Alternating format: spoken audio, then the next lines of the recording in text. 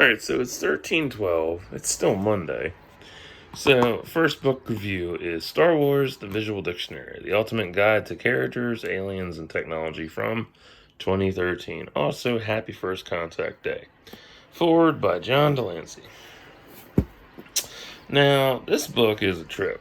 Okay, this came out in 2013, and it covers all the movies except for Insurrection, which is kind of strange, and covers up to season 5 of Voyager, which is really weird. Because I say that it's weird because this came out in 2013, okay? So shows have been over since then. So you'd figure, yeah, they should.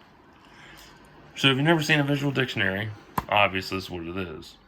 It's a visual dictionary. And watch this on your TV. So here's Gowron. Actually, I think he's dead, if I'm not mistaken. Yeah, he did. I think he died this year or last year. This is written by Paul Ruditz.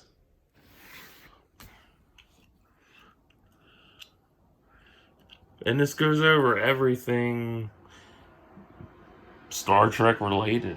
It's basically one of those, it's like an introduction to Trek. So, if you're interested in the series, it gives you a chance. It gives you an idea what to expect. So here is your table of contents. Just simple 96 pages. Oh, it's 97. John Delancey is Q. And at the Final Frontier. And this thing, it goes over everything Trek, which is nice. But it doesn't cover the reboot from 2009. So, oh well. So it'll give you all the info you want. So you got the Milky Way, Federation, Earth, where everybody's at in the universe. Origins of humanoid life, Starfleet, warp travel, time travel. And it goes over humans, because we're obviously the superior race. That's really funny. So, yeah. But yeah, this is a good book. There's Porthos. I enjoyed it. It was nice, but definitely lacked a lot. I mean, it's not like the, trying to think. It's not like the 2-volume encyclopedia that got released, I think, the same year, actually. They're the Vulcans. So, when you come across this book and you check it out and everything, you get your, synopsis paragraph about each race, and they break down everything about the race and what all they have. So, it's a good book. I like it. Will I own the book? Nah, I'd rather have the encyclopedia, to be honest. And I've done a review on the encyclopedia, so you can check that out in this playlist as well. Vulcan-human interaction. That's a Paul.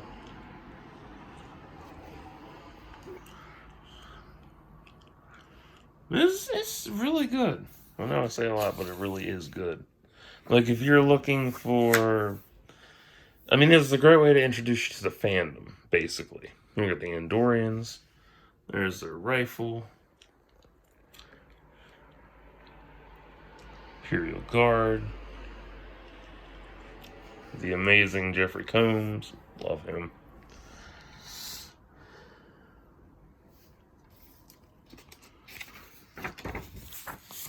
Tellarites. Lots of 2-page spreads in this book.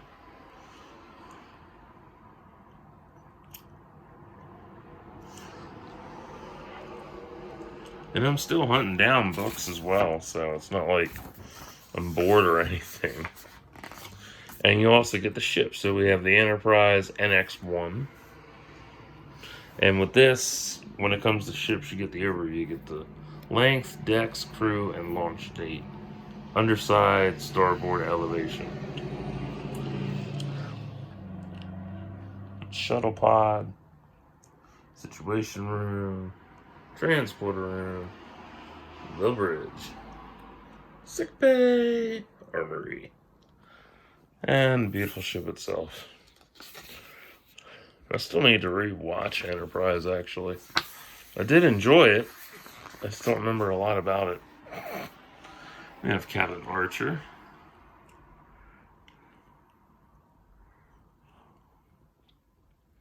I think out of all the captains I enjoyed, I think Archer's underrated from what I remember. We have the pictures. I have that as a wallpaper, but it's mirrored. Yeah. As in rotated the opposite way. There's Kudu Portos. Captain Archer's crew.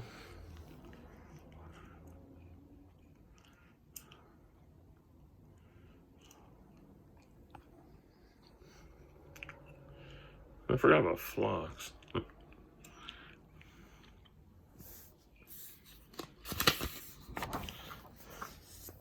Then we have the original Enterprise. I never watched the series, honestly. I watched the 6 films. That was about it.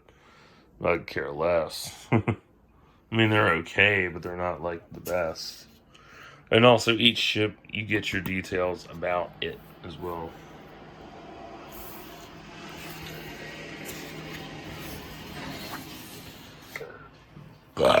That's one. We got Kirk himself. And his kid.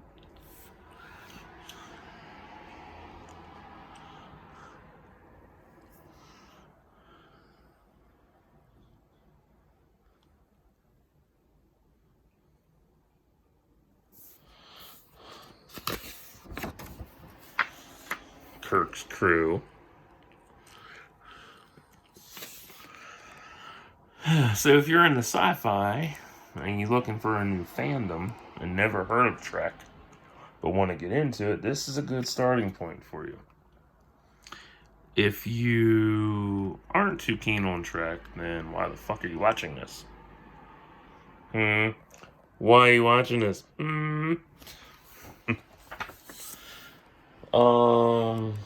If you're a dedicated sci-fi fan that enjoys visual dictionaries, definitely for you. We got the Enterprise D. I like how they skip from A to D. Like, okay.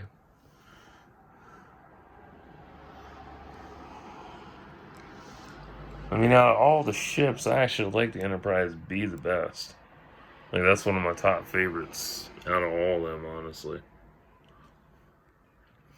Because it's very, what is the word I'm looking for? Very masculine Spartan look to it. Like, that's something I would take into fucking battle and shit. And we got Captain Picard, who has one of the most legendary, intricate, layered histories in Starfleet, honestly.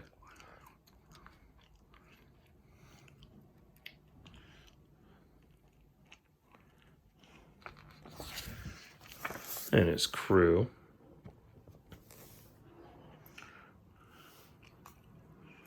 She went through so many fucking suits. It's kind of funny.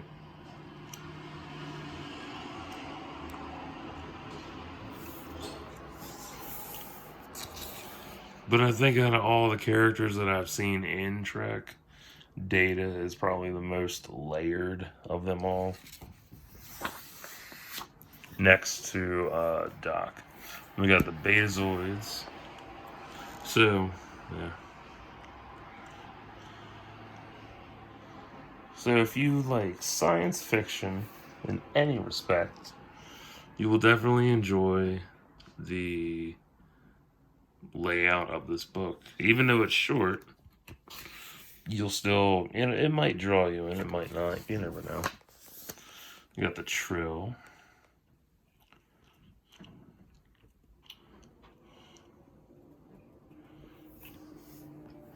the El-Aurians. And one of the things I like about the Trill is how now they are, it was an easy introduction to, what was the conversation I had about that?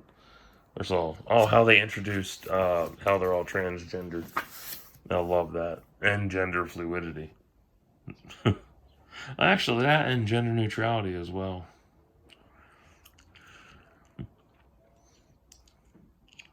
artificial intelligence.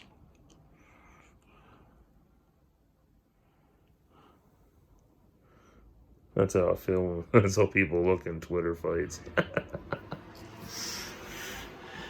Exocomp. We got holograms.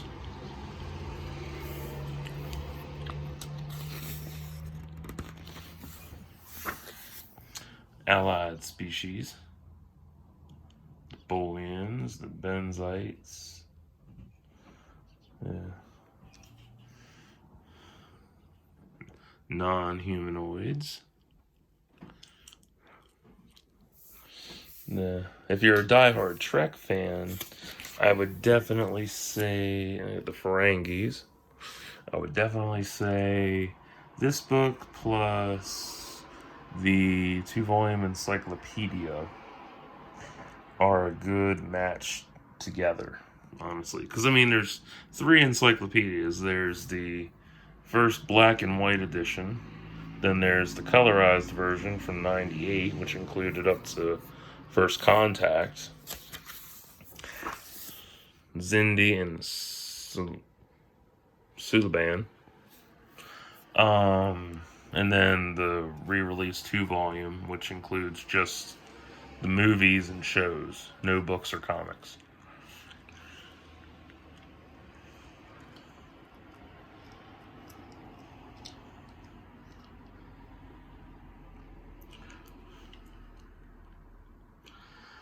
But yeah, I was kind of bummed about that though with the encyclopedia, because I haven't read all the Star Trek books.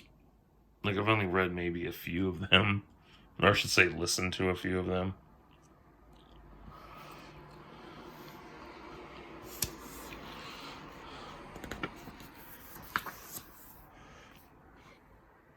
Talazins, the M113 creature. Just, there we go, better.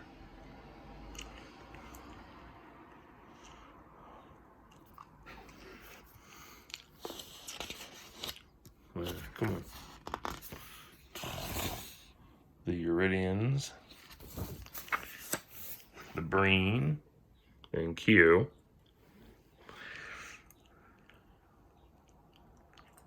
I like their ship. That's really pretty.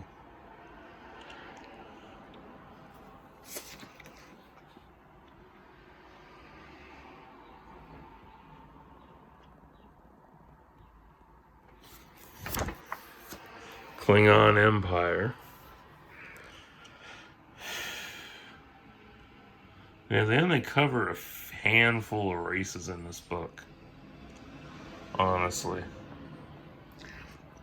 They cover the important races, I should say. Like, they don't cover everybody. But I'm not sure why the fuck they didn't cover Star Trek Insurrection in this. Considering they did First Contact and all that. I don't know. Maybe it just wasn't important enough. Klingon culture. Sword of Kahless. Wouldn't mind owning that. But I don't have the money for it, so. Yeah.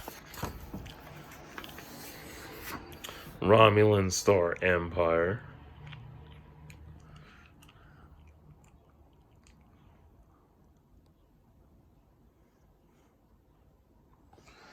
I do like how political the Romulans are. Why, look. Senate.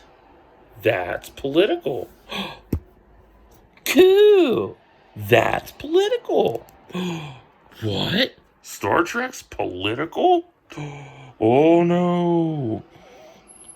Dumbasses. That's for everybody who's saying Star Trek has never been political. Romulan intrigue. Yeah, Trek has been political since its debut. Sorry to burst your bubble.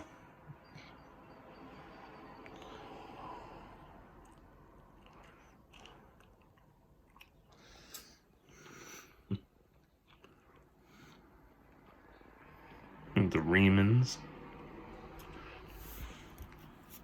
I love that ship. Scimitar is one of my favorites. Deep Space Nine.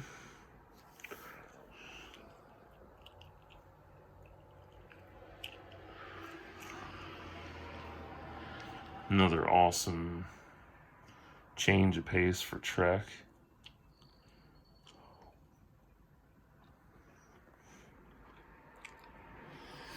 I think that was a huge change because Trek kept reinventing itself. You have Captain Sisko here.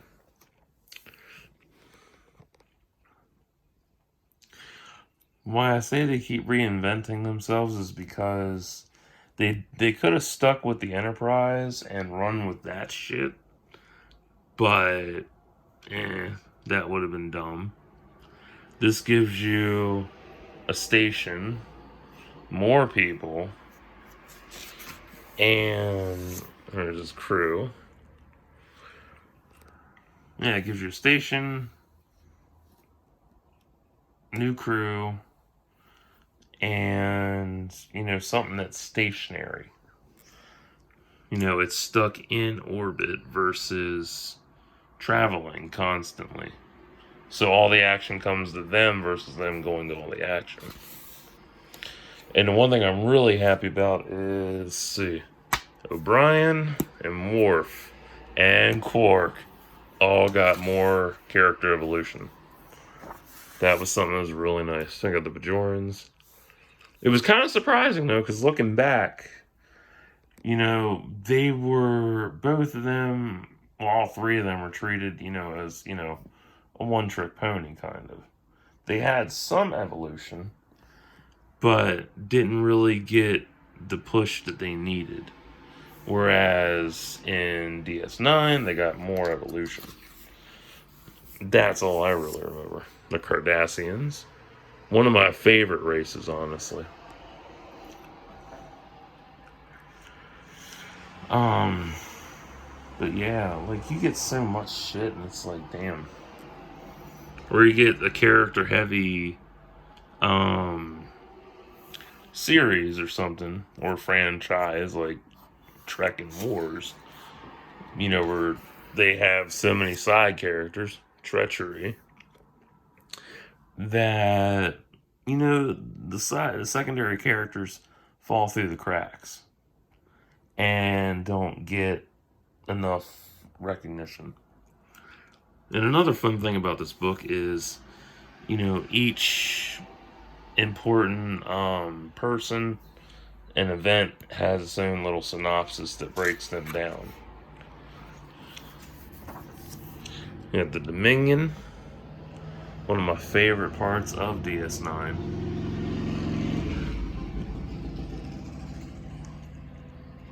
That's why DS9 was so brutal and dark, the Dominion War. That shit lasted a long motherfucking time. Jem'Hadar. The Jem'Hadar.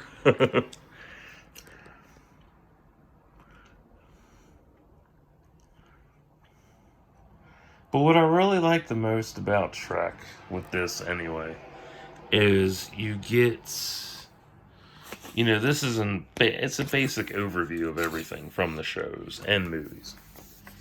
We got Voyager.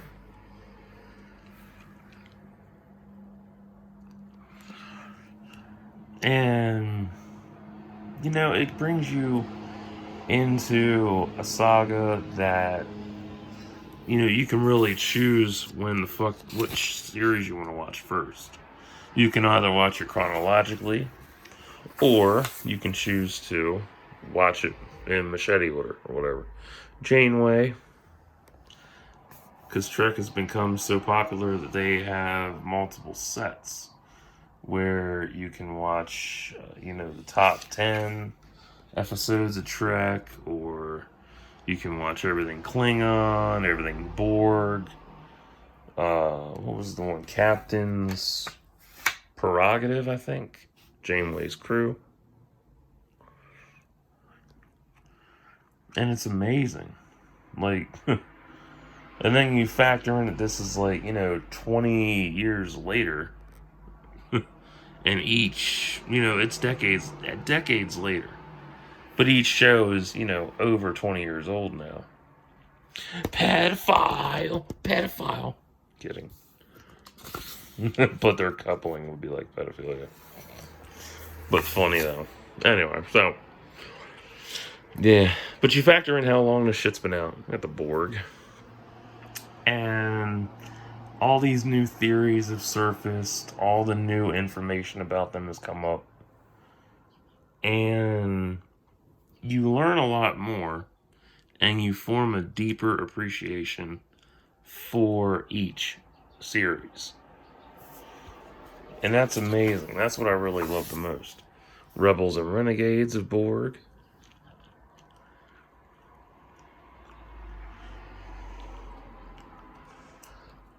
And then there's all the fan theories and all that shit to feed into. So you learn a lot. And you grow into a deeper appreciation for it. So, the Ocampa and the Talaxians.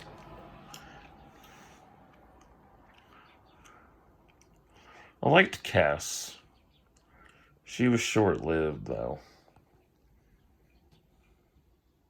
Neelix had probably the best evolution in Voyager. Some people like him, some people hate him.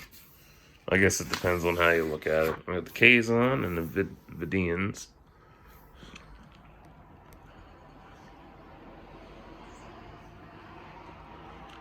I always thought Voyager was the darker of the series of all the shows, but it started out dark and desolate, and then kind of went with a lighthearted tone, which is odd, but